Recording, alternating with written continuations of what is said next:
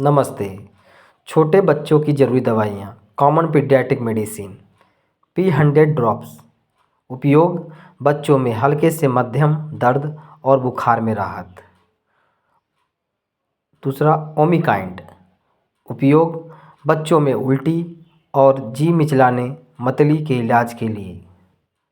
तीसरा आस्थाकाइंड LS। उपयोग बच्चों में बलगम वाली खांसी, ब्रोंकाइटिस और अस्थमा जैसी सांस संबंधी समस्याओं में राहत। चौथा ऑफ्लैमेक्यम। उपयोग बच्चों के दस्त, डायरिया, पेचिश व आंतों के संक्रमण के लिए उपयोगी। पांचवा कोलिमैक्स। उपयोग बच्चों में पेट दर्द, ऐंठन, सूजन, गैस और इरिटेबल बाउल सिंड्रोम IBS में राहत। Thank you so much.